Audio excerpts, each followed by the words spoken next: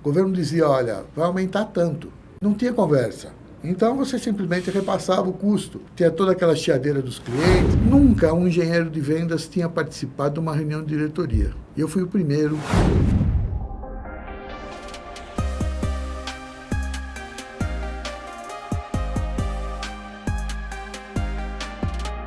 Olá, conselheiros, conselheiras. Sejam todos muito bem-vindos a mais um episódio aqui do nosso podcast Os Conselheiros, indo ao ar tanto pelo YouTube como pelo nosso Spotify. Se é a sua primeira vez aqui no nosso canal, seja muito bem-vindo, muito bem-vinda. E eu te convido a fazer a inscrição, ativar o sininho para que você seja notificado ou notificada sobre outros episódios, outros conteúdos que a Board Academy sempre compartilha aqui nas suas redes. O podcast Os Conselheiros ele vai ao ar todas as segundas-feiras às 20 horas e trazemos no nosso podcast empresários, executivos, conselheiros, board members para falar um pouco sobre a sua trajetória de vida pessoal, profissional, sempre trazendo insights, pílulas de sabedoria sobre a sua jornada, a sua carreira e também o que está fazendo hoje, conteúdos dos mais variados possíveis. Espero que você aprecie o episódio de hoje e te convido também para deixar um comentário de que cidade você está aí nos assistindo, se você tem alguma pergunta, alguma dúvida, nós teremos o maior prazer em te responder. Junto comigo aqui no podcast Os Conselheiros, nesse episódio, tenho o prazer de ter meu irmão, companheiro, Rogério Rego, tudo bem? Um dos diretores aqui da Board Academy. Tudo jóia? Estamos de novo aí. Muito bom. Sempre aqui trazendo um conteúdo, uma pessoa relevante. Né? Eu costumo dizer, Rogério, que aqui na Board Academy ou na Board Family, né, o nosso ambiente é bastante informal. Né? A gente tenta tirar aquela rigidez do ambiente corporativo e deixar ele mais leve. Simples. Né? Simples. É isso. E o podcast não é diferente disso, né? Diferente talvez de um programa tradicional, televisivo. Aqui a gente está numa mesa conversando entre colegas, amigos, mas sempre aprendendo com as histórias que são trazidas aqui. É isso. E hoje não vai ser diferente. A gente está trazendo aqui um convidado muito especial, é isso mesmo? É isso, Marcelo. E assim, de novo, a gente sempre traz os convidados com muito carinho e olhando também que o público está nos pedindo, né? As pessoas sempre falam, eu quero indicar alguém, sempre tema traz um tema específico. E aí baseado em toda essa busca e essa pesquisa que a gente fez, a gente trouxe um convidado super especial, que já é um membro, né? Já é de casa, né? Como fala, já é de casa, já tem esse vínculo conosco aqui desde da autoria aqui dos conselheiros do livro. Mas também uma questão que eu queria só compartilhar com quem está nos escutando, que tem bastante história aí para aprender, né? E ao mesmo tempo para a gente mostrar que assim, tudo é possível, porque é um profissional que sai de uma cadeira executiva, vira empresário, vira conselheiro. Então, é para mostrar que todos podem... 360. 360. Visão 360. Essa vai ser a temática aqui, vai ser a tônica. Então, gente, de novo, pega um papel aí ou grava, compartilha esse link depois na sequência, que eu tenho certeza que todos vão gostar muito desse nosso convidado, que é o nosso amigo Antônio Carlos Rosa. Prazer aí, meu amigo, estar aqui com você novamente e seja bem-vindo. Prazer é meu estar com vocês. Tem sido um prazer normal conviver com o pessoal da Board Academy.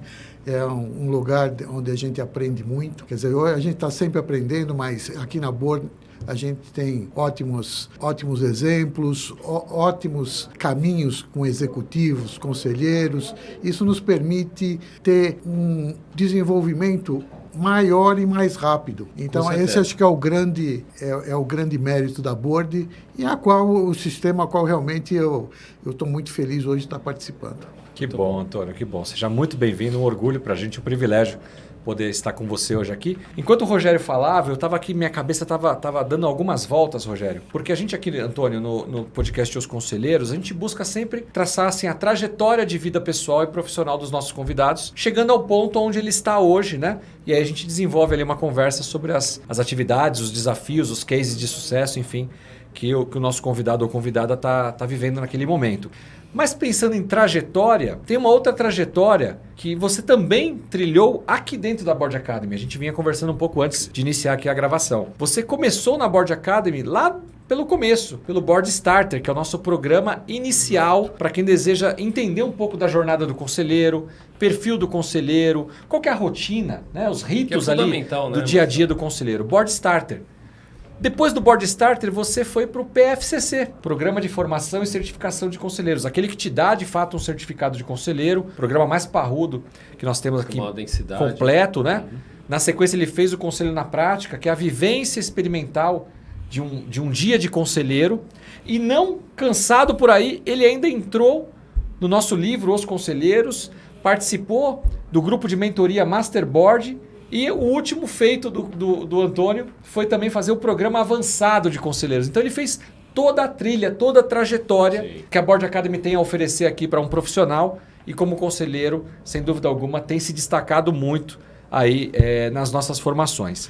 Então eu acho interessante isso porque você fez essa jornada de conselheiro, assim como a gente vai querer saber um pouquinho como foi a sua jornada enquanto executivo, passando depois por empresário até chegar ao momento que você vive hoje. Eu vou só acrescentar alguma coisa ao que você falou, Marcelo, porque na verdade essa jornada continua, porque hoje eu estou no Masterboard também. É verdade. Porque todo dia a gente tem uma coisa nova para aprender. E o Masterboard também é um relacionamento muito bom, um networking de altíssimo nível. Você tem oportunidade de compartilhar com vários conselheiros, com empresas. Isso realmente traz alguma coisa que acrescenta muito. Não é só fazer uma formação e ir embora. Não é. Você não recebe um canudo, você recebe uma participação, você recebe um convívio, você recebe um lugar onde você pode trocar conhecimento, que é uma coisa importante, porque o conhecimento, eu vou plagiar aqui, é o Eduardo, né, que diz que o conhecimento ele é provisório e incompleto. Então, eu acho que essa é a vantagem de você continuar nessa eu não sei a opinião de vocês, mas pelo menos eu, especialmente na fase adulta, sempre tive muita dificuldade em ter novos amigos enquanto adulto. E nesses 2 para 3 últimos anos de Board Academy, eu fiz novos amigos, já numa fase adulta e mais madura. Então a Board Academy também tem esse privilégio, né, da gente não só ter conteúdo, mas formar novos amigos, um networking com pessoas com o mesmo propósito. A gente já passou daquela fase do só ganhar dinheiro, tudo pelo dinheiro. Claro que a gente quer ganhar dinheiro, mas é mais do que isso, o propósito é maior. Exato. Eu costumo dizer o seguinte, né, Marcelo, e baseado muito no que o Antônio Carlos trouxe, que a gente fala que é construção de vínculos, né? Essa construção de vínculos que pode, sim, transformar numa amizade mais longeva, pode sim transformar em algum negócio, por que não, uma sociedade, e essa troca, né, que ocorre de conhecimento, que eu falo que é a beleza do poder do conhecimento, né, de transformação, você se conectar com outras pessoas, você aprender, você está sempre nessa jornada, porque é isso, o conhecimento, né, ele é incompleto, e a gente sabe que a jornada ela é contínua, e cada vez mais, independente aqui de idade, o que a gente sempre provoca aqui dentro da Board Academy é, aqui nós democratizamos as coisas. Então, assim, de imediato a gente desmistifica aquela questão, eu tenho 70 anos, será que eu ainda tenho poder para ser conselheiro? Ou eu tenho 80 anos, será que eu ainda tenho condições de estar estudando? Sim. E aí aqui não tem etarismo, não tem essa questão. A gente traz muito esse olhar de construção de vínculos, né? Que eu acho que é o mais importante, dar acesso às pessoas. Até porque o conselho é formado por pessoas, né? Exatamente. Você vai para um conselho e você vai atuar com pessoas que se complementam, que tem que gostar de trabalhar junto, que tem que ter o mesmo propósito de ajudar aquele empresário também a perpetuar o seu negócio, a crescer o seu negócio. Mas fecha esse parênteses, a gente quer saber de você, Antônio. Diga. Conta pra gente a sua origem, onde você nasceu, onde você cresceu, primeira formação, quem te influenciou e depois a gente fala um pouco da sua carreira. Bom, eu nasci na capital, São Paulo. Desde cedo eu brinco que eu tinha um espírito muito criativo, ou eu também digo talvez destrutivo, porque eu gostava de montar e desmontar tudo. É aquele que desmontava o carro e sobrava peça. sobrava peça. Eu tenho certeza que ele que desbotou um monte de ceradeira da mãe na época, ceradeira, Várias liquidificador. Ceradeira, agora eu falei da idade, hein? De fato, Ceradeira. Foi contundente essa afirmação, não há como negar. Vocês mais jovens, procurem no Google, no GPT, aí, o que é uma enceradeira. Então eu sempre gostei, e aí logo cedo eu tinha um vizinho que tinha uma oficina, e eu me enfiava lá, era o desespero da minha mãe, né, me ver enfiado lá naquela oficina, mas eu aprendi muita coisa, né, porque... Oficina mecânica? Oficina mecânica, era mecânica, funilaria e pintura. E aí eu me relacionava com todos os empregados dele, e a gente fazia lá, eu aprendi muita coisa. Meu avô era um cara que fazia tudo, então eu aprendi muito hidráulica, muita marcenaria, muita carpintaria com meu avô, que ele fazia as coisas em casa. Até tive uma experiência que eu levei para a vida inteira, porque meu avô era um microprodutor de vinho, então o vinho foi uma coisa que estava muito presente na minha vida logo cedo. Então, quando ninguém falava em tomar vinho, eu já tomava vinho. Isso lá, não vou dizer há quanto tempo, mas há muito tempo. Para não complementar, para não dar Era na mesma época da enceradeira. Exatamente. Então, isso foi uma... Então, eu comecei a me desenvolver e fiz. A minha mãe assustada no começo, que eu quisesse... Ainda tinha aquela época do ensino médio, do colegial técnico, né? Mas aí, o que ela fez? Ela me pôs logo o primário num colégio de freira, para me sossegar um pouco. Mas quando eu terminei o primário, eu continuava na mesma toada. Eu fui fazer ginásio industrial, que era uma coisa que existia na época, que era igual o ginásio normal, mas ele tinha uma carga horária maior. Então, ele começava um pouquinho mais cedo, terminava um pouquinho mais tarde, tinha aula aos sábados, que o normal não tinha, só tinha de segunda a sexta. E foi uma época boa, que eu aprendi muita coisa. Depois, eu fui para o curso técnico na Escola Federal. E, nesse meio tempo, eu tive algumas influências muito interessantes. Aprendi muita liderança com a minha avó materna, que era uma mulher com pouquíssima instrução, mas com uma sabedoria imensa. Aprendi muito com ela. É uma pessoa que realmente iluminada em termos de conhecimento. Depois eu tinha um tio que era executivo já naquela época. Ele era executivo, era vice-presidente de uma multinacional, que era um negócio assim, totalmente fora da caixinha, né? Até, inclusive, era uma família, nós éramos uma família, vamos dizer assim, humilde, uma família de imigrantes. Então, ele realmente era um destaque. E ele era economista, administrador de empresas. Então, na minha cabeça, a minha influência era assim, eu vou fazer engenharia, mas por causa dele eu falava, bom, mas depois eu vou fazer economia, né? Então, eu fui levando essa história para frente. Comecei a trabalhar em empresas familiares. Comecei numa empresa que era uma produtora de produtos. Você fez a engenharia? Antes disso, já... começou a trabalhar primeiro. Comecei a trabalhar logo cedo numa empresa familiar, nossa, uma empresa de alimentícios. Depois passei para uma empresa de varejo, foi a minha única experiência, talvez, no varejo, atacado e varejo, mas uma distribuidora também da família. Depois uma empresa de transportes também da família. Mas aí eu entrei para engenharia. Quando eu entrei para engenharia, nós abandonamos tudo isso aí. E foi muito engraçado, porque eu até tive uma conversa com o Udo sobre isso, a primeira vez que nós conversamos, porque realmente todos aqueles problemas que a gente sabe que tem na família, né, nas empresas familiares, foi muito, muito bem colocado nas palestras do Udo. Foi quer dizer, que você revive algo que você efetivamente foi efetivo, você viveu aquilo. Então, você sente a experiência de um cara como o Udo, por exemplo, falando sobre isso, que é muito, muito legal. Sim. Né? Então, outra que, quando eu tive na última conferência que teve a ex-presidente da Dudalina, ela contou a história familiar e tinha muitos pontos de coincidência. Então, realmente, isso foi a minha época. O Farias, ele usa uma expressão, né? Faz até um tempinho que eu não escuto ele falar isso. Ele fala que não existem erros novos, e sim novas pessoas cometendo os mesmos erros. Nas empresas familiares é isso. Os erros são os mesmos, com pessoas diferentes. Agora, uma coisa interessante que a gente aprende nas empresas familiares, que você é uma multifunção nas empresas familiares, né? Você não faz tudo. Você está fazendo hoje, você hoje está fazendo contabilidade, amanhã você está na produção, no outro dia você está na venda, né? Então, é muito... Eu acho que se aprende muito nessas empresas familiares. Mas quando eu fui para engenharia, aí meu cenário mudou. E eu fui fazer engenharia, tinha feito eletrotécnica no curso médio, mas eu fui fazer engenharia mecânica, que na verdade era assim... Eu fiz eletrotécnica porque era uma época que a gente estava começando a moda da eletrônica, tudo era eletrônico. Então, eu acabei indo para eletrotécnica, mas depois eu voltei para a mecânica, que era a minha praia, né? Então, aí fiz, e quando comecei a trabalhar em empresas multinacionais. A primeira empresa, o pessoal também não vai lembrar, a maioria dos jovens que estão assistindo não vão lembrar, era a ESSO Brasileira de Petróleo, certo? Então, foi a primeira empresa.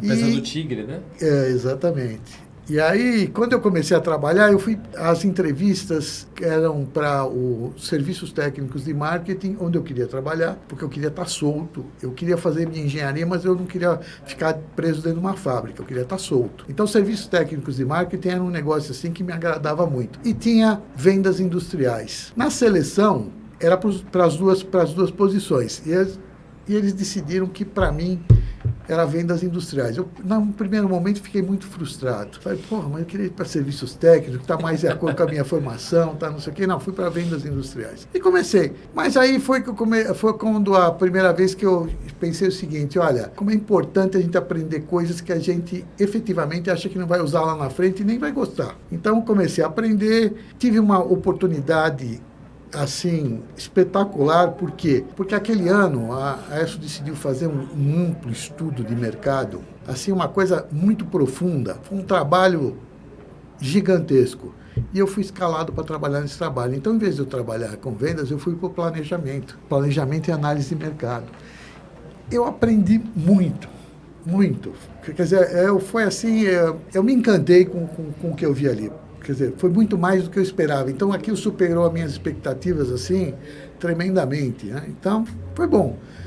Saindo de lá, eu fui para Texaco, que era outra empresa de petróleo. E já começou bem, hein? 2 grandes empresas na época. Na verdade, quando eu fui para Texaco, foi uma decisão interessante, porque eu tinha 2 empregos. Eu consegui 2 empregos ao mesmo tempo. Um numa metalúrgica de médio porte, uma trefilação de aço, onde eu seria o chefe de produção e da engenharia.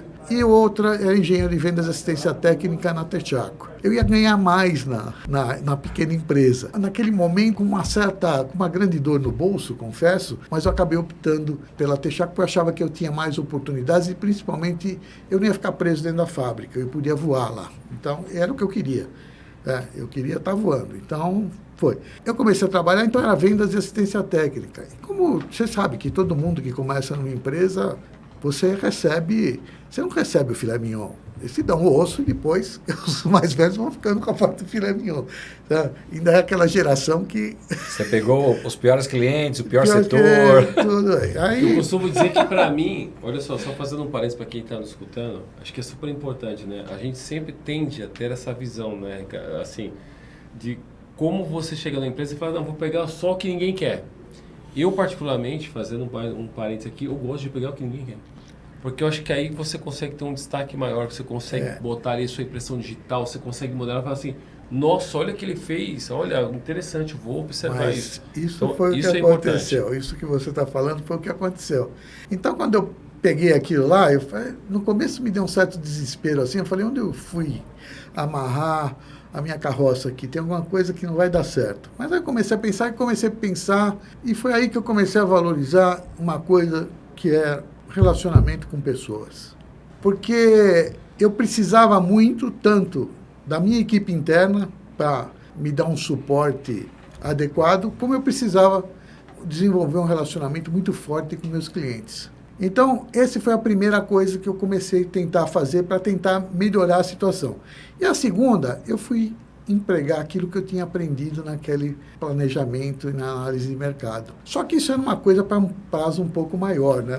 Não era uma coisa para imediato. E eu precisava ações imediatas. Então, a única ação imediata que eu tinha ali era... nós não tínhamos os melhores preços, nós não tínhamos os melhores... nós tínhamos ótimos produtos, mas nossos preços eram ruins, nossos prazos eram ruins, quer dizer, comparados à concorrência na época. Então, o nosso negócio era dar serviço. Certo? O serviço para compensar essa diferença. E aí foi que eu acho que eu me dei bem, porque eu comecei a trazer soluções para os meus clientes. Fui buscar onde eles tinham problemas, certo? Consegui reduções de custo, fiz uma série de coisas. Isso realmente, como você falou, Rogério, você me colocou numa certa luz. Deu evidência. Exato. Arrumei algumas brigas internas, é lógico, porque eu comecei eu precisava arrumar alguma coisa diferente. Então, por exemplo, naquela época, a empresa não trabalhava com óleos de processo, que ela dizia que isso era para empresa química e não para empresa de petróleo. Só que existia um potencial imenso daquilo, e praticamente a concorrência era muito pequena. O ganho não era muito expressivo unitariamente, mas era um ganho de escala. Volumetria. Exatamente. Mas eu acho que isso é muito baseado na sua primeira experiência, que você começou a mexer com dados, inteligência de mercado. Exatamente. Certo? Acho que isso é importante para quem está nos escutando, sempre valorizar cada etapa da carreira. Exatamente. Né, e aí eu briguei muito com o pessoal de marketing responsável por lançamento de produto. Eles não queriam de jeito nenhum, dizer que não fazia parte do core da companhia, que aquilo era um produto que não tinha qualidade, era simplesmente um subproduto, era uma matéria matéria-prima, como é que nós vamos trabalhar com um negócio desse aí? Isso vai manchar a nossa marca. Bom, depois de muita briga eu consegui, ganhei alguns inimigos, mas consegui. E isso foi, quer dizer, eu consegui ter alguma coisa que levantou o resultado comercial, financeiro da área, e aí eu pude trabalhar mais na parte de planejamento. Como você falou, isso me deu um destaque. E eu recebi a Texaco, as empresas de petróleo no Brasil, naquela época, elas eram todas muito locais, apesar de serem multinacionais. Por quê? Porque o setor era amplamente controlado pelo governo. Então, você não tinha muito. Então, por exemplo, a Texaco era uma empresa com uma característica brasileira total, mas com uma diretoria americana inteira. Não tinha um diretor brasileiro. Todos os diretores, a diretoria incompleta era americana, mas para baixo era só brasileiro, e ela tinha um estilo mais brasileiro. Porque a gente não conseguia trazer certas coisas de lá, porque simplesmente a regulamentação impedia. Então, pela primeira vez, eu estava conversando com um americano, com o diretor. Ele veio nos visitar, porque eu ficava em São Paulo, ele ficava no Rio de Janeiro. E ele gostou e se interessou pelo meu trabalho. E começamos isso aqui. E ele me fez um convite que foi... Nunca um engenheiro de vendas tinha participado de uma reunião de diretoria. E eu fui o primeiro a participar de uma reunião de diretoria para discutir o plano da companhia no próximo ano. Então, isso para mim foi... Aí, a partir daí, eu já mudei de área, aí eu só atendi área especializada, aí mexi com siderúrgica, empresa de Quantos anos você tinha na época?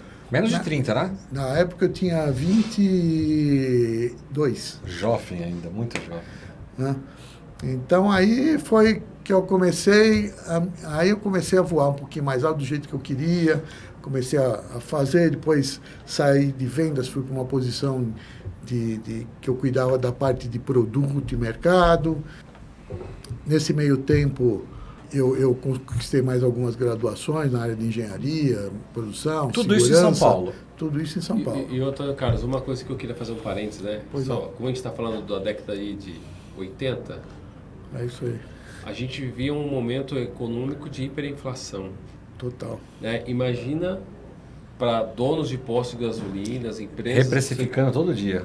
Como que era essa dinâmica? Porque você estava ali na área comercial, marketing, suporte.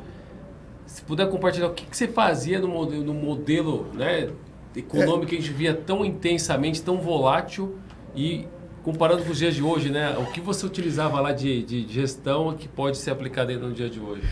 E no primeiro momento, como eu falei para vocês, o mercado era super regulado. Então, a gente não tinha muito, porque o governo determinava. O governo dizia, olha, vai aumentar tanto. Não tinha conversa. Então, você simplesmente repassava o custo. Tinha toda aquela chiadeira dos clientes, tinha... As filas, né? Quilométricas, Nossa, né? E quando deu aquele apagão do álcool? Também.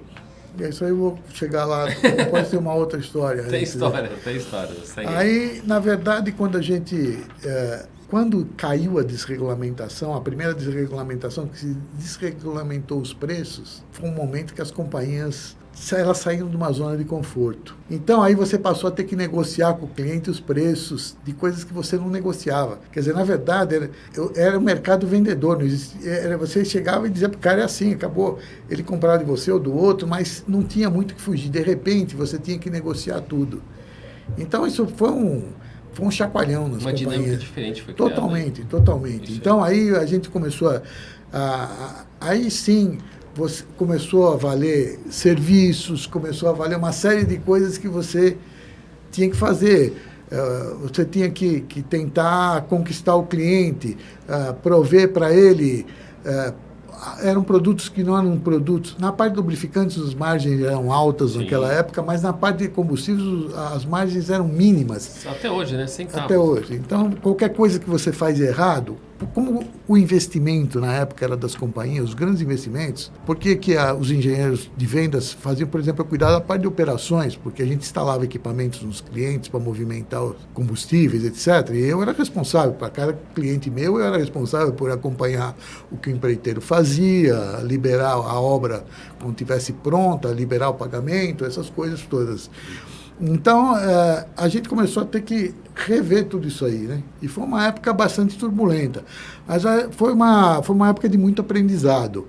E, logicamente, você sabe que sempre, aí nesse momento, você vê que às vezes alguns ídolos de barro, eles acabam se quebrando, porque eles não conseguem acompanhar a turbulência, que é mais ou menos o que acontece hoje no mercado, né? O mercado muda tão rapidamente que muitas vezes o que você usava ontem, hoje não é aquele vale menos, às vezes não vale nada. Então, você precisa estar nessa jornada de aprendizado contínuo e estar aberto a aprender e entender que as pessoas têm muito para te oferecer. E eu encaro, se vocês olharem o que eu falo no livro Os Conselheiros, sobre as pessoas. Porque eu acho que as pessoas fizeram um diferencial na minha carreira. Tá? Esse americano foi depois desse americano, ele voltou para os Estados Unidos, depois ele voltou aqui para ser diretor do Cone Sul. Eu teve um outro americano que foi meu chefe na área de tecnologia e pesquisas. Foram os dois que me levaram para os Estados Unidos para trabalhar lá. Quer dizer, tudo isso aí são pessoas, né? Eu posso fazer um parênteses aqui, Antônio Carlos, se você me permite? Nós falamos sempre da questão, né, da jornada contínua. Mas para que você tivesse essa conversa, literalmente, com esse americano, ele já tinha tido um preparo do idioma inglês. Olha a importância. Na época, você já tinha um domínio do idioma, porque eu acredito que, não sei se todos os seus colegas na época ali de engenharia já detinham o idioma. Então, o americano veio, com quem que ele quer conversar? Com quem fala o idioma dele. E naquela época não era tão usual como é hoje. Você tem que ter. Antigamente não era tão obrigatório o inglês. Isso eu devo àquele meu tio executivo, porque ele sempre falava para mim, ele falava assim, você precisa falar inglês. Então, ele foi meu primeiro professor de inglês. Aos domingos, a gente se reunia, porque a minha avó, no domingo, ela tinha uma exigência, os filhos todos tinham que passar lá para pedir a bênção no domingo. Então, no domingo, e ele, apesar de ser um cara super ocupado e tudo, no domingo ele me dava aula de inglês. Ele falava, vamos lá, você tem que aprender isso aqui. Eu era do grupo, eu era ele tinha 4 filhos, e tudo, mas eram 8 netos, né? E eu era o mais velho, sabe? Então, eu tinha que... Aprendeu, teve essa oportunidade. Exatamente. Então, isso foi bom. Mas é lógico, nessa época eu também tinha muitas dificuldades com o inglês. Mas foi, sem dúvida, que isso foi alguma coisa que ajudou bastante também. Eu traço um paralelo, né? Eu sempre falo isso também nas empresas por onde eu passei enquanto executivo, os colaboradores. Eu trabalhei basicamente em multinacionais. E eu falava, cara, você está numa multinacional, não tem como crescer numa carreira numa multinacional se você não aprender um outro idioma, ou o idioma que a matriz aqui a empresa utiliza.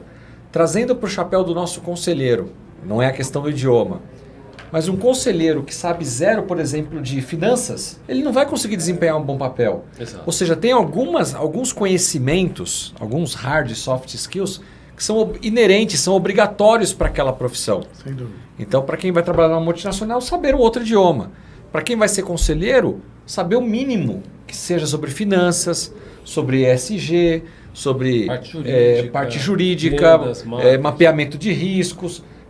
Como a gente fala aqui na Board Academy, né? Não é conhecer de um negócio, é de negócios, é ampliar sua caixa de ferramentas com diversos hard e soft skills. Isso é muito importante. Então, como você disse agora há pouco, né? O lifelong learning é continuar estudando, continuar aprendendo, né, Antônio? A gente não tem aposentadoria para o aprendizado. Não tem. Porque Não cabe. Pelo menos a minha visão não cabe. Eu acho que todo dia você tem que aprender alguma coisa e você tem a oportunidade de aprender todo dia, né? Sim. E uma questão que é interessante também explorar, Antônio, aproveitando que quem está nos escutando, essa sua vivência nos Estados Unidos, como você falou, né? Você foi para lá exatamente por essa questão. Como foi essa convivência, né? De novo, né? Trazendo um paralelo, porque a gente fala que no mundo do conselho também a gente tem que se adaptar muito, tem que ser profissional adaptável, conselheiro adaptável. E quando você é executivo, você também tem que ter essa mesma característica, né? De se adaptar a uma nova cultura, a um novo modelo de gestão. E como foi essa passagem nos Estados Unidos, né? Tudo que você aprendeu, que você era solteiro ainda? Não, eu já era casado. E foi uma época complexa também, porque minha esposa também trabalhava numa multinacional. E essa experiência nos Estados Unidos foi muito interessante, porque você vai para uma cultura aí, realmente... Eu tinha trabalhado no Rio de Janeiro já, né? Que o nosso escritório central era no Rio de Janeiro, eu trabalhei no Rio de Janeiro, mas é uma coisa, você tem diferenças culturais, mas você está dentro do seu país, né? Quando eu fui para os Estados Unidos, não, realmente era diferente. Aí você tem um choque de culturas, né? E você precisa aprender a conviver com as pessoas, como é que você se relaciona, como é que você trata as coisas. Eu tinha eu fui logo, eu tinha uma dupla missão de aprender, que era como conviver com os americanos e como conviver com o pessoal da América Latina, porque eu fui para a divisão Latinoamérica, Oeste África e Canadá. Então, todos os países reportavam para essa divisão. E eu estava na área de tecnologia e eu estava na área de operações, mas dentro da minha parte era a parte de tecnologia e marketing, plano de negócios, tá? Assessorar os países da América Latina. Então, ao mesmo tempo eu tinha que aprender a cultura americana e aprender como que se trabalhava com a América Latina para tentar extrair dos caras. Então, quer dizer, foi uma época desafiadora. Do outro lado, naquela época, quando eu fui para lá, eu fui com visto que ele tinha uma exigência cultural. Então, eu tinha que fazer um relatório para o governo americano para justificar que eu tinha que ficar lá, porque aquela minha autorização, aquele meu visto de trabalho lá, ele contemplava um relatório para o governo americano. Nossa, primeira vez que eu escuto isso. Mostrando o que você tinha aprendido efetivamente. Até também para, digamos assim, para você estava lá por uma questão para não ter outro americano que pode fazer seu trabalho. Então tinha que justificar também o conhecimento dele. E era para você, não era para você não importar mão de obra barata e tirar um americano do lugar. Então tinha exigências culturais e você tinha que fazer. Isso também na época foi um desafio para mim, o que eu vou escrever. E tive muitas atividades. E eu ficava baseado em Miami, mas o meu trabalho era, eu ficava uma semana em Miami, depois eu ia ficar uma semana no estado de Nova York, em Beacon, que era o nosso centro de pesquisas, maior centro de pesquisas automotivas, combustíveis e outros produtos. Depois eu voltava, aí ficava uma semana em Port Arthur, no Texas, que era o outro centro de pesquisa de óleos industriais e a parte de refinaria. Depois, nesse mesmo tempo, eu ficava também porque eu fiz alguns cursos e fiz alguns intercâmbios com o pessoal das companhias, porque nós tínhamos eu estava na corporação, mas você tinha lá a Texaco USA e dentro dela tinha subsidiárias dela, então eu cheguei a fazer trabalhos com eles nas subsidiárias, etc. E também, como eu era responsável aqui no Brasil e continuei sendo lá, eu continuei indo a Detroit. Eu ia a Detroit regularmente nos grandes OEMs, Ford, GM. Todas as montadoras. Todas as montadoras no geral, eu ia lá. Então, quer dizer, foi uma época de muito aprendizado, foi uma época. Eu gostei muito, eu aprendi muito. E, como eu falei, o meu chefe lá inicialmente foi um cara que tinha sido meu chefe aqui no Brasil, um americano, e foi muito. Ele me ensinou muito. E ele era um cara assim super aberto, e o diretor de operações também era um cara super aberto, e basicamente eu tive todo o suporte que eu precisava para aprender, para viajar. Quer dizer, foi uma experiência. Quanto tempo? Eu fiquei lá 1 ano e 2 meses, mais ou menos. Não, baita case. Agora, trazendo um pouco, né, Marcelo, ouvindo toda essa trajetória, o que te motivou? E uma pergunta acho que é muito importante para quem está nos escutando. O que te motivou a sair do mundo executivo e entrar no mundo empresarial? Bom, vamos contar assim. Foi no retorno para o Brasil ou ainda levou um tempo? Não. Eu continuei por vários anos trabalhando, etc. Quando a minha esposa se aposentou como executiva, também numa multinacional americana, a gente abriu uma empresa onde ela era a sócia gerente, ela cuidava de tudo, e eu era o sócio conselheiro. Até porque eu continuava no meu emprego, e nós ficamos durante alguns anos com essa empresa, o objetivo era que no dia que eu parasse, a gente já estava com uma empresa formada e poder ir para frente. Então, esse foi o meu primeiro. Eu já tinha tido lá na engenharia, eu já tinha tido minha primeira teste empresarial num escritório de engenharia com um grupo de pessoas. E agora eu abri essa empresa, e nós ficamos, essa empresa ela durou 7 anos e pouco, mas eu continuava trabalhando. Mas, infelizmente, num determinado momento, ela foi acometida por uma doença grave e a gente teve que encerrar. Na verdade, nós tínhamos uma representação de 2 empresas, de 2 divisões de uma empresa alemã aqui no Brasil. Eles tentaram, durante 1 ano e meio, ver se a gente não continuava no negócio, porque eles estavam muito satisfeitos com o que a gente fazia. Mas, infelizmente, esse foi um processo longo de 3 anos, e aí não tinha condições para a gente tocar, então a gente encerrou a empresa. Então, ficou isso aí, ficou lá atrás, mas sempre ficou aquela sementinha de vamos fazer. Quando eu me aposentei, aí veio o seguinte: o que eu vou fazer? Aí eu comecei a fazer algumas coisas, recebi vários convites, mas aí já não... Aí eu falei, não, agora eu vou ficar mais liberado. Então, comecei a trabalhar um pouco no mercado financeiro, um pouco no mercado de construção, que eu tinha alguns amigos que trabalhavam nesse, então comecei como investidor em alguns... Galpões. Mais em condomínios, né? Apartamentos, etc. Continuei trabalhando um pouco no mercado financeiro e fazendo algumas consultorias esporádicas. Aquelas consultorias por telefone, que o pessoal... Muito para banco de investimento, né? Que o pessoal quer saber. Como fosse um suporte. Exatamente. Então, fiz isso aí. Tive vários convites para abrir uma empresa e continuar fazendo, mas achei que não era momento. Eu estava bem no que eu estava fazendo, mas eu sempre continuo estudando, fazendo. E aí começou, falando, bom, o que eu vou? Eu já estou fazendo isso aqui. Aí eu já tinha, aquilo já fazia parte da minha rotina. Mas, quando você trabalha muito tempo em empresas, eu tenho que confessar, eu era um workaholic, eu chegava tarde no escritório, mas saía tarde. Então, eu trabalhava muito, porque eu gosto de aprender, de ver as coisas. Então, chegou um certo momento que isso aí já não me satisfazia mais, né? Porque eu falei, bom, vou começar a fazer consultorias outra vez. Comecei a fazer algumas consultorias, etc.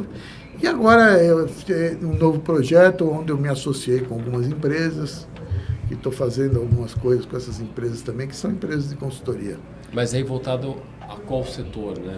Qual que é o modelo de negócio? Vários setores. Eu tenho, por exemplo, associados que trabalha para financeiras, eu tenho um associado que trabalha na área de qualidade e segurança. Então, a gente tem algumas trocas de serviços e, na verdade, temos alguns projetos. E é quase como se fosse um ecossistema, não chega a ser um ecossistema formado. Você bota alguns parceiros. Exatamente. Ali. E a gente vai fazendo isso e desenvolvendo algumas coisas assim. Mas também nesse meio tempo, eu fiz muita mentoria para alguns empresários na área de mineração, na área de equipamentos médicos. Então, aí um dia alguém me falou assim, mas você não pensa em fazer parte de conselho? Eu realmente nunca tinha pensado. Isso não tinha passado pela minha cabeça. E, por acaso, eu tinha recebido alguma coisa sobre a Board Academy. Aí eu falei, mas nunca ninguém tinha falado, agora eu recebo isso aqui. Então, falei, isso aí foi o seu celular que escutou, hein? Provavelmente. Aí eu falei, eu vou... Foi aí que eu tive o primeiro contato com a Board, quando eu fiz o Starter, que eu queria saber mais. Porque na época até alguém me ofereceu, quando eu liguei em cima de alguma coisa sobre o PFCC. E a pessoa te orientou a fazer? Aí eu falei, mas esse certificação, como é que começa? Ele falou, nós temos mais, se você quiser, nós temos o Board Starter e tal. Aí eu falei, vou começar pelo Board Starter. Como foi isso para você? Até para os nossos ouvintes aqui que... Não sei se eu viro conselheiro, consultor, coach, mentor, professor de faculdade. Está pensando ainda. Como foi para você entrar pelo Board Starter, que é esse programa inicial, para justamente passar esse contexto do que é ser conselheiro, os tipos de conselho, enfim? Eu acho que foi muito interessante, porque primeiro eu comecei a ter uma noção melhor. Aí eu falei, isso aqui realmente é alguma coisa que ajusta no que eu já fiz no passado. Eu acho que eu tenho muita experiência, eu acho que essa experiência pode ajudar as empresas, certo? Eu vejo, como eu te falei, eu fiz uma mentoria de alguns empresários e, de repente, às vezes você nota que eles não estão tão... Você fala assim, poxa, eu achei que eles sabiam, eles tinham um horizonte maior, mas eles não têm esse horizonte maior, por quê? Porque, obrigatoriamente, eles estão focados no negócio. E, principalmente... Nós temos que admitir que o empresário brasileiro, ele vive o tempo inteiro tentando botar o nariz para fora da água. Então, ele não tem tempo de pensar no amanhã, ele precisa sobreviver nesse momento. O amanhã, para ele, olha, se eu conseguir passar hoje, eu vou pensar amanhã no amanhã. Então, eu acho que nesse ponto, eu acho que eu posso contribuir para tentar levar a visão de futuro e tentar ajudar esse empresário, enquanto ele está lá matando os leões, certo? Ajudar ele com alguma coisa para que no futuro ele possa ter uma longevidade. Uma longevidade e um negócio mais estruturado. Legal. O que eu queria perguntar para você até, Antônio Carlos, acho que muito baseado no que a gente vem conversando, é legal você trazer essa trajetória, né? Executiva, empresarial, consultorias, né? Sabendo, construindo todo esse ecossistema, né? Que você acabou de falar. E agora uma pergunta que eu queria entender, assim, da sua visão, como que você está enxergando o mercado atual, né? E como que você está olhando aqui nos próximos anos? Quais são os movimentos que você também quer fazer, tanto como a sua empresa, quanto como você, conselheiro? Eu acho que o Brasil, ele ainda é um mercado que tem muitas oportunidades que estão, vamos dizer assim, encobertas porque a gente tem muita instabilidade política e econômica. Então, a gente acaba não podendo aproveitar certas oportunidades. Porque até quando a gente vai buscar parceiros, eu recentemente até estava conversando, eu estive fora do Brasil recentemente conversando com até um CEO de uma empresa que tem uma subsidiária aqui no Brasil e nós tivemos um evento juntos. E uma das coisas que ele colocou para mim, justamente, foi assim que ele trabalhou aqui no Brasil. Foi muito interessante, porque eu conheci ele e ele me falou que ele fica muito preocupado com a estabilidade aqui. Sim. Então, às vezes, não investem mais aqui, porque eles sabem assim, bom, essa parte que nós investimos está garantida, isso aqui já se pagou. Se nós vamos botar mais, não sei se vale a pena, nós precisamos ver. Então, eu acho que essa instabilidade, a polarização política, tudo isso aí, eu acho que isso aí pesa muito contra os empresários, mas eu acho que as oportunidades são imensas. O Brasil tem muito para explorar, tanto internamente como para fornecer para o mundo. A gente vê um exemplo, o agro, como ele expandiu, como ele incorporou tecnologia. Sim, sim. Eu, particularmente, não sou um fã de o Estado ser empresário, ter suas empresas, mas, por exemplo, a Embrapa, eu acho que é uma empresa de excelência assim, a toda a prova. Se a gente, eu já tive a oportunidade de estudar um pouco mais sobre a Embrapa, é uma coisa... realmente, como você falou, um case, porque sabe, eles já fizeram tanto, e hoje nós temos tanta tecnologia incorporada no agronegócio, nós temos outros setores que também estão incorporando tecnologia. A gente vê, nós temos quantas startups nossas aqui estão indo para fora, estão sendo adquiridas por empresas lá de fora. A gente fala desde meio de pagamento, né, do mercado de as fintechs, vamos chamar assim. Eu vejo muito essa questão também de tecnologia no geral, né? Empresas de software, meios de pagamento, mas ao mesmo tempo eu vejo que o Brasil também, a gente fala muito do mercado de infraestrutura, energia, né? Que é um mercado que tem muito para se desenvolver, é um mercado muito, eu falo assim, como a gente fala, muitas oportunidades. Exato. Comparado com a Europa, com os Estados Unidos, a Ásia, Pacífico, tudo, quando você começa a observar, você fala assim, tá, aonde está o dinheiro no Brasil, né? Como você acabou de citar.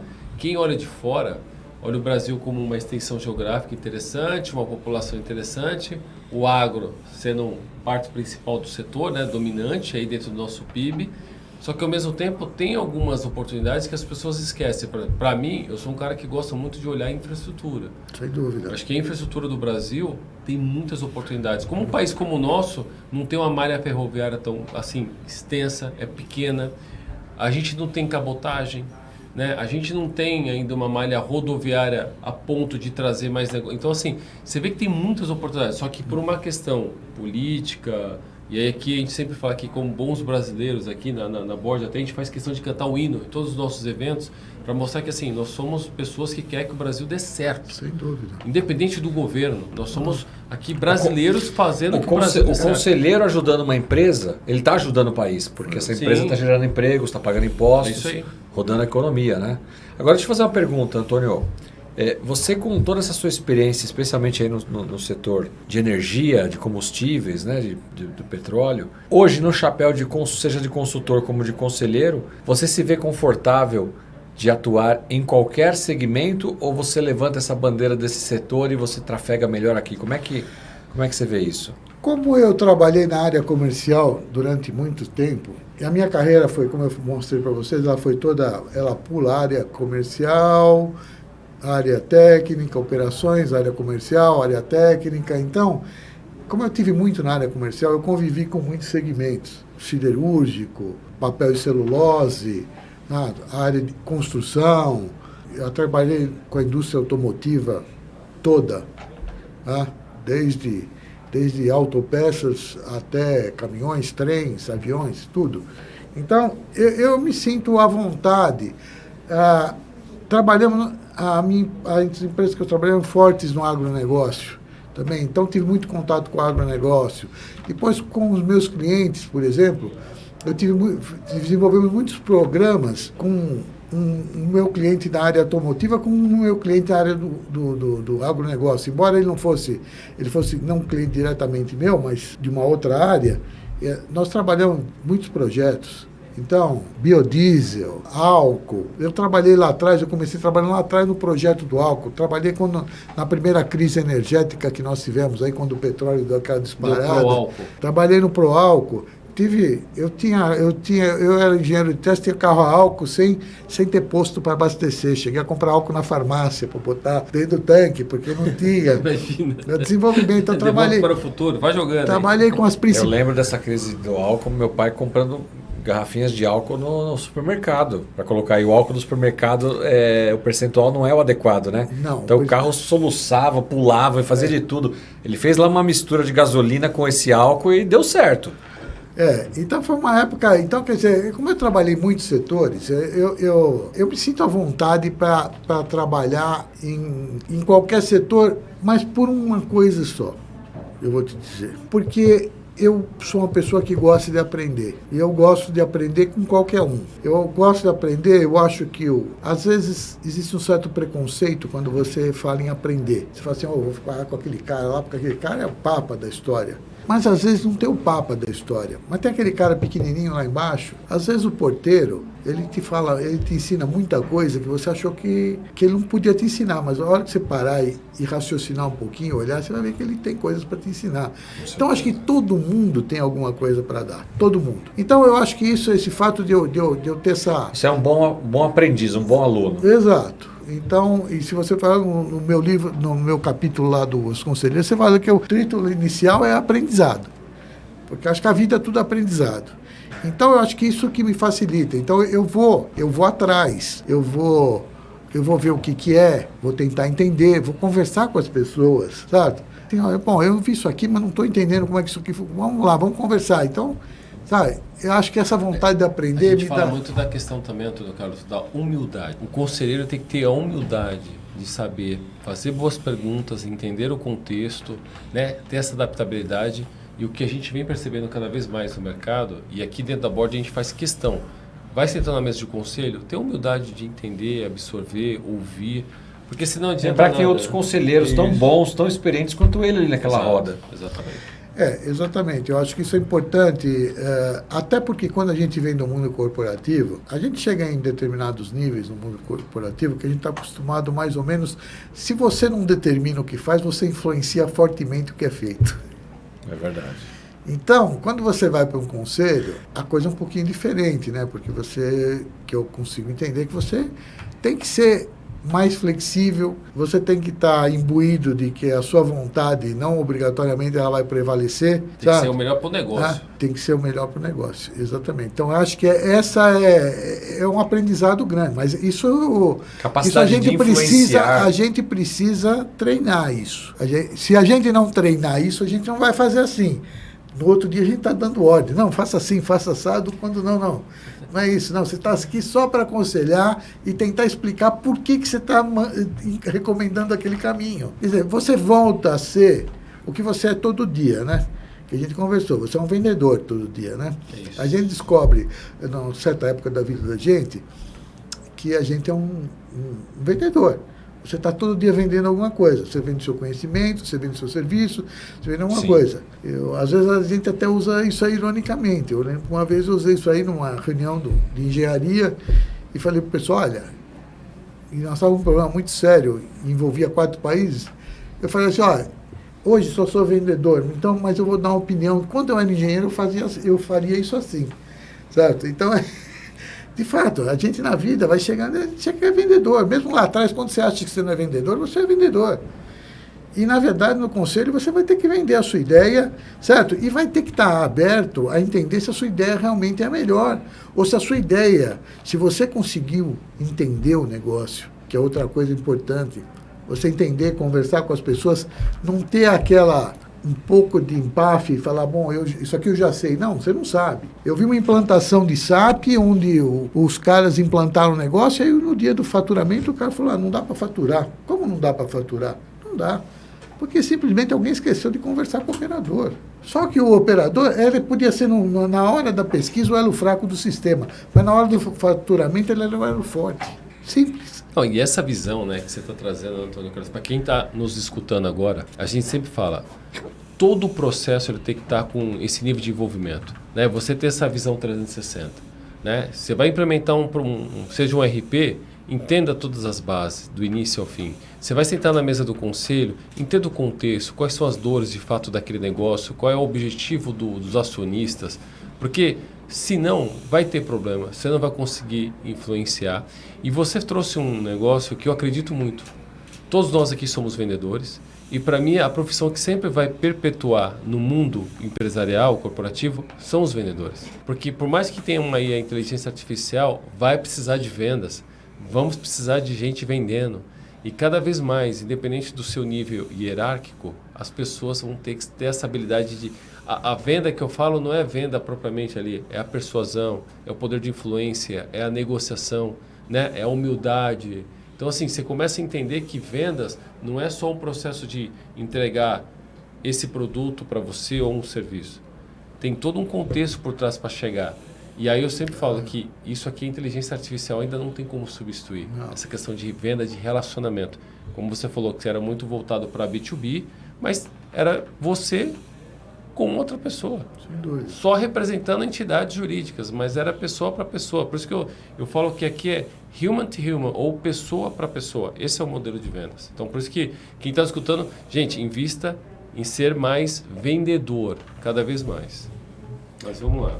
Uma coisa que o Farias fala muito pra gente, né? Você falou a questão da humildade, o Eduardo fala muito da questão da humildade, mas o Farias ele fala uma outra coisa, né?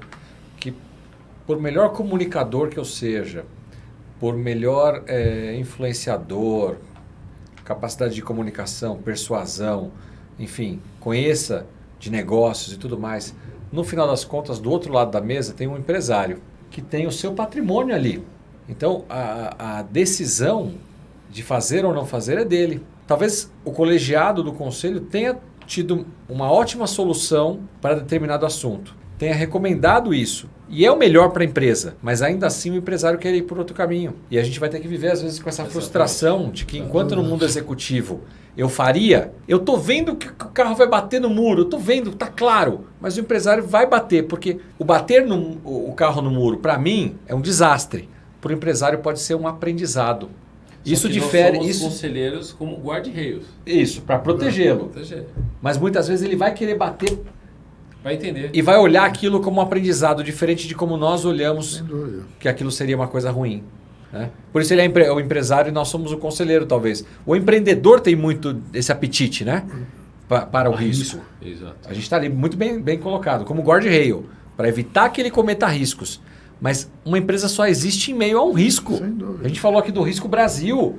Né? Como é que se empreende num país onde o que valia ontem hoje já é discutível? E hoje em dia, na verdade, eu acho que no Brasil, devagarzinho, está mudando aquela mentalidade de que você investir em alguma coisa, você falhar, é um pecado mortal, né?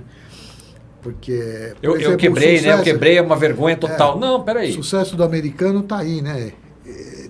Eu acho, se eu não me engano, tem uma pesquisa aí que eu vi, acho que é da McKinsey, não sei o que, de cada 8 depois de 8 ou 9 negócios que o cara quebrou, é que ele consegue efetivamente o sucesso, né? E isso para nós aqui não é um crime, mas essa mentalidade eu acho que até o mundo das startups tá fazendo isso girar um pouquinho mais. Isso. É o tal do fail fast. Exatamente. Então, se é para falhar, já fale rápido, quebra rápido, já começa outro negócio de novo. Exatamente. Outro dia o Eduardo falou numa aula, né?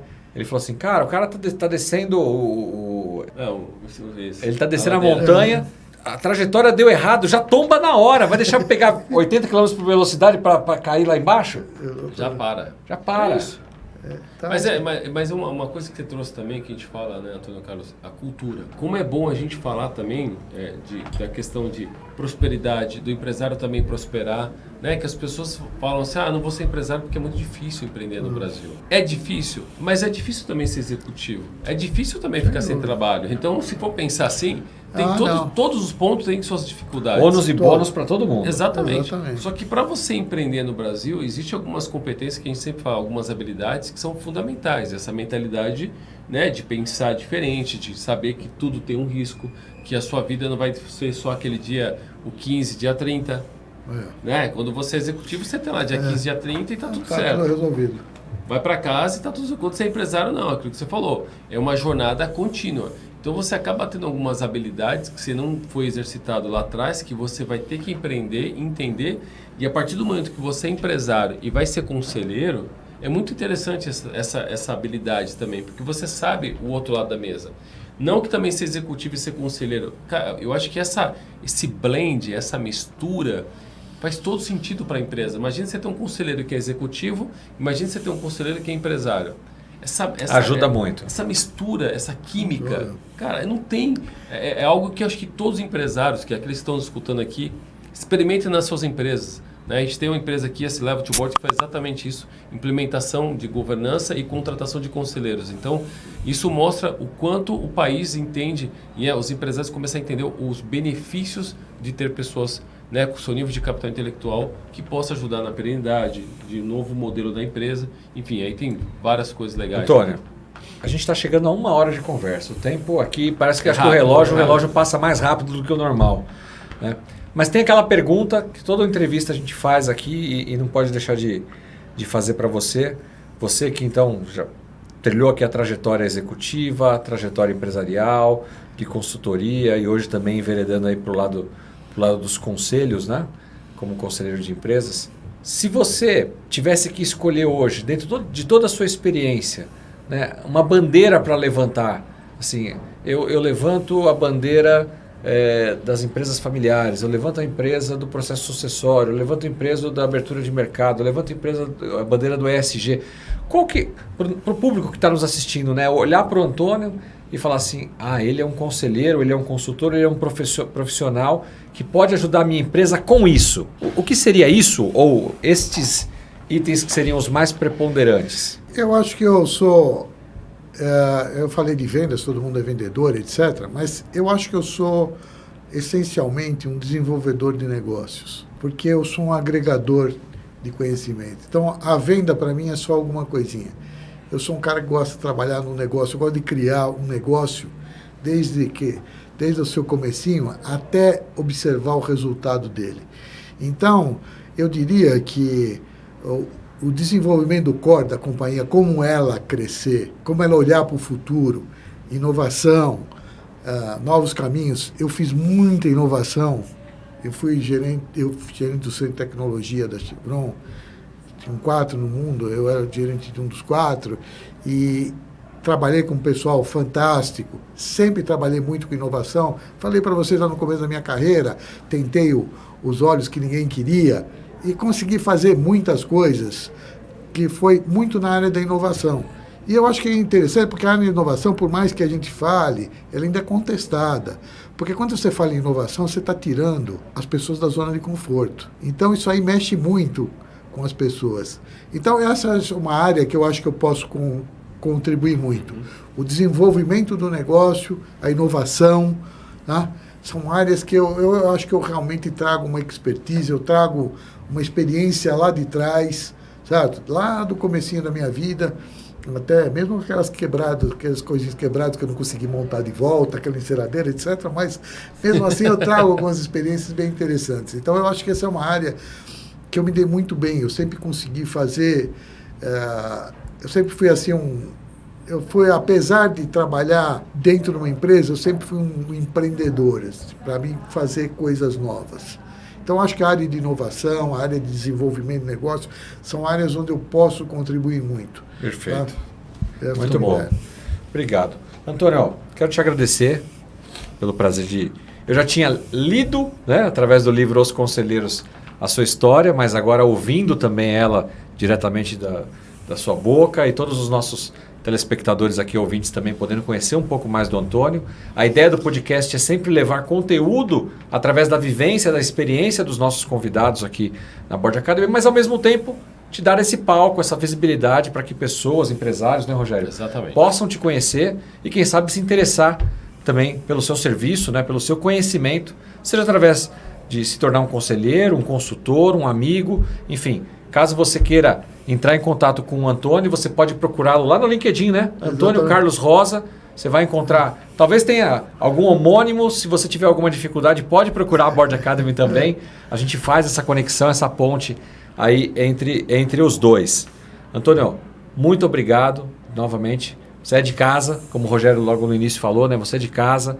Então sinta-se sempre muito bem-vindo aqui, tá? E conta com a gente. Bom, eu gostaria de agradecer. Acho que foi um papo muito bom, como vocês falaram, isso aqui é um papo descontraído, a gente vai conversando, quem sabe que direção vai tomar, mas eu acho que foi muito bom, eu agradeço a oportunidade de poder falar para outras pessoas e poder dizer que eu estou disposto a trabalhar com eles e dividir conhecimento e, às vezes, vamos dizer assim, sofrer junto, né, porque você tem que sofrer junto, senão você não consegue, se você não sentir aquilo efetivamente, você não consegue desempenhar bem.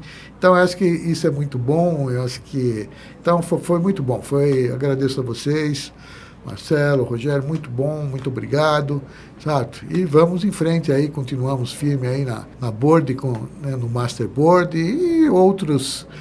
As portas que se abrirão. Outros treinamentos e contatos e eventos virão pela frente. Muito bem.